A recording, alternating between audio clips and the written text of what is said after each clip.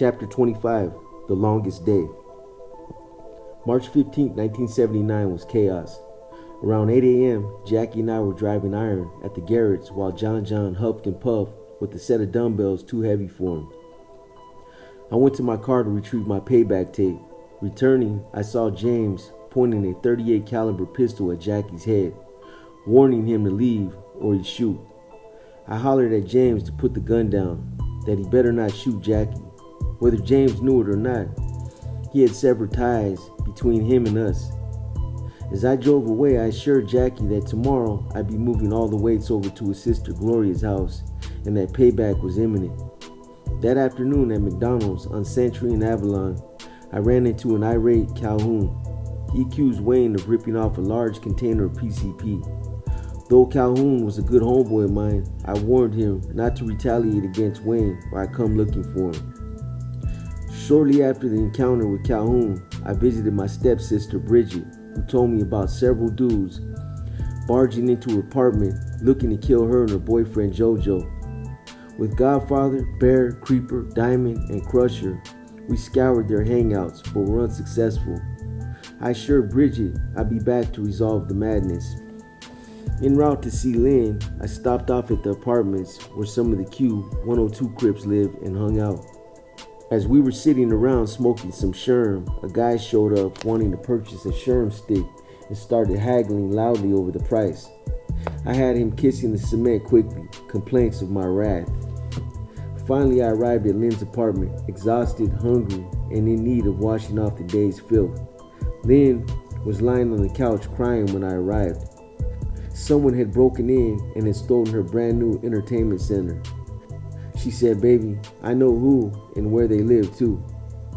Though my slate was full, I told her I'd handle it later. But first I wanted something to eat, to bathe, then to sleep. On the stove was a huge pot of seafood gumbo, rice, cornbread, and for dessert, German chocolate cake and vanilla ice cream. After eating, I stretched out in the bathtub, trying unsuccessfully to free my mind of the necessary task at hand. Kneeling beside the bathtub, Lynn washed my back while whispering sweet nothings in my ear. Soon, both of us were in the tub, where we appeased our libidos. When I finally did lie down to rest, it was lights out. Hours later, I awakened with Lynn lying next to me, grinning and rubbing olive oil on my chest and arms. I perceived her oiling me down as a ritualistic anointment prior to my going out to face the unpredictable night. What would be the toll? Would I return unscathed? There was the pungent smell of a recently lit Sherm drifting with a beckoning aroma. I reached over, pulled the Sherm from her lips, and inhaled it like my life depended upon it. The septic smoke shot up to my brain, where it exploded with the force of a grenade, charging my mind and body up like an energized Frankenstein. I was ready to roll. A strange thing happened after I embraced Lynn and kissed her before leaving. It felt like farewell. Needing more clothes, I headed toward Fred in my mother's apartment, where I stayed off and on. I felt like I was going away, but where? I put more clothes in the trunk and planned to return later to get my car. Samuel then picked me up, and we drove out to Jackie's pool hall on Avalon off of 107th Street. He was still vexed about this morning's conflict with James. We shot some pool, then I told Jackie I was headed out to Pee-wee's spot. He said Pee-wee was at the car shop several blocks away. We jumped into Samuel's car, and Jackie gave him directions to the place. We parked down the street and walked through a short alley to the entrance of the repair shop. The garage was well lit inside, with people working on cars. I heard Pee-wee in the back of his lowrider car arguing with his woman. I had known Pee-wee for about 6 years, and we had become tight. He too enjoyed driving iron and was yoked up. As I approached, he smiled and said, "Big cuz," then went back to arguing. I stuck my head through the window and said, "When you finish, cuz, I need to holler at you." Our plan that night was to jack a known dope dealer. The last jack was a fiasco because the several bottles of PCP had exploded in Crip Coco's car trunk. No one had seen Coco since. I could tell Pee-wee was whacked out on Sherm when he jumped out of his car screaming, "Tookie, I love you, brother, but don't tell me how to treat my woman." He became incoherent, saying, If I didn't stop interfering, you would have to fight me.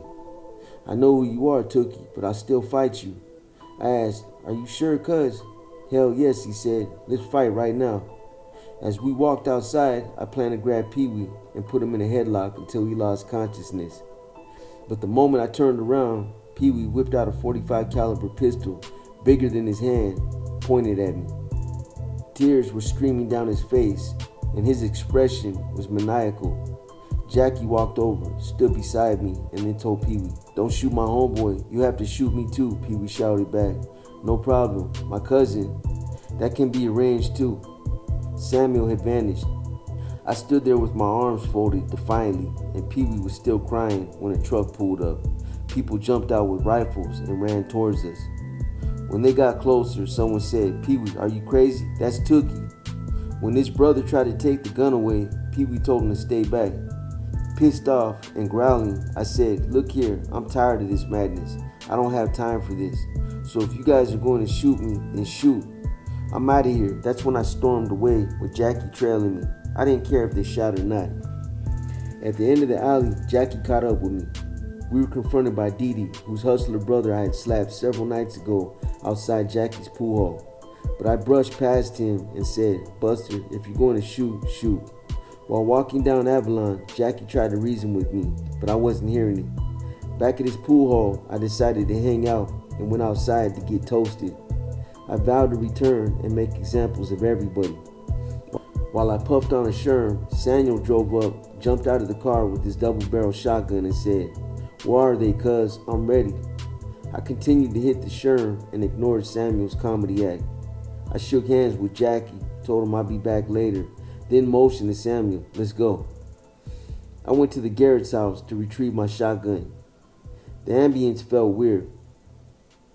There were several suspicious white vans parked out front. When Samuel and I reached the front door, it was ajar. I could hear the TV playing. I rang the doorbell a few times, but there was no response. I chose not to enter, though the door was slightly ajar. It was a good thing too. I found out later that cops were inside waiting to arrest me, and that they had been told to shoot if I resisted, which I would have. We returned to the pool hall where Jackie and I had a brief chit-chat. I agreed to meet with Pee-wee's brother the next day to iron things out and to follow through with Jackie and that dope dealer. But there was no hope for Dee Dee when I caught up with them. As we drove down Central Boulevard on our way to see Bob Simmons, we never made it. We were pulled over by two sheriff's cars from Firestone. The bullhorn blared, warning us to exit the car with arms raised above our heads. 4 sheriffs, guns drawn, approached us cautiously. After they searched us, we were handcuffed and ordered to sit on the curb. 2 sheriffs guarded us while the other 2 started tearing apart Samuel's car. Within minutes, at least 5 more Firestone patrol cars appeared. There were so many white sheriffs around, it looked like a Ku Klux Klan meeting. The air stank of racial slurs and hate. During the race-based insults by the sheriffs, Samuel fell out in the street on his back, behaving as if he were having a heart attack, asking the sheriff to contact his wife to bring him his medication. Samuel's health problem was news to me. Ninja, get up, one of the sheriffs said. But Samuel persisted in his plea for medication until the sheriff pointed his gun at him, fingered the trigger, and threatened to blow his head off. That's when Samuel, with the agility of a gymnast, jumped up and landed upright on the curb. His antics caused the sheriffs to laugh for several minutes. You believe that coon could move so fast? Asked one of the sheriffs between gales of laughter.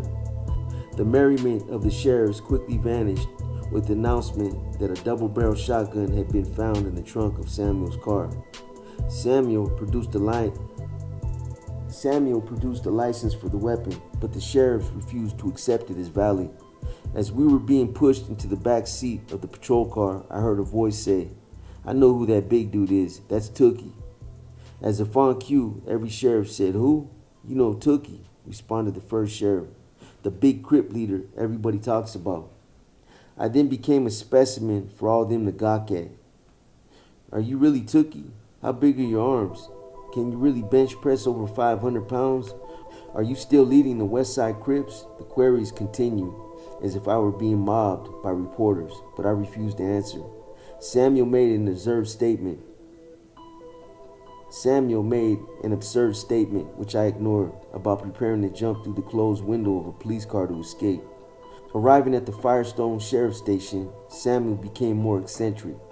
He paced back and forth in the holding tank with tears streaming down his face, mumbling over and over that his wife needed him. After our phone call, I was escorted from the holding tank into a cell with a steel door. Several minutes later, Samuel was brought to the door, bracing himself in the doorway. He refused to come in. He yelled out, "I don't want to be locked up. I want to go home." Two sheriffs tried to push him inside the cell, but he wouldn't budge. Finally, one sheriff snatched Samuel by the collar and pulled him backward from the doorway. The other sheriff slammed the door shut. I could hear Samuel screaming like a woman in labor, and the sheriff's holding. I could hear Samuel screaming like a woman in labor, and the sheriff's hollering, "Stupid ninja." I could also hear the sickening sounds of a stick hitting flesh. After a few hours had passed, Samuel began to cry and scream, "Let me out of here, please, let me out of here." I called out to him numerous times, but he never responded. After a while, Samuel quieted down, but still refused to answer when I called his name. This was the first time I'd ever seen a black man react so strangely in jail. I didn't know then that Samuel had never before been arrested. I had never known a black man about my age who had not spent time in jail, whether he was guilty or not. Before the night ended, I heard someone yelling at Samuel, "Didn't that ninja do it? Didn't he murder those people? Or was it you, ninja?" Samuel again started to cry. His wails were punctuated by denials that he knew nothing and had nothing to do with the murder case. After being beaten again, though, his story dramatically changed. Yes, he did it," I heard Samuel scream. "He did it. I'll say whatever you want. Please, just don't hurt me anymore." I had no idea who he was. Later, legal documents would show that Samuel's ribs were fractured that March night over 2 decades ago, that he was beaten unconscious by the sheriffs and left lying on the cell floor in a pool of his own blood. I did not see Samuel again for 2 years until the day he took the witness stand and testified under oath, untruthfully, that I had killed 3 people. I did not see Samuel again for 2 years until the day he took the witness stand and testified under oath, untruthfully, that I had killed 3 people, though I was ultimately charged with 4 counts of first-degree murder and 2 counts of robbery using a firearm.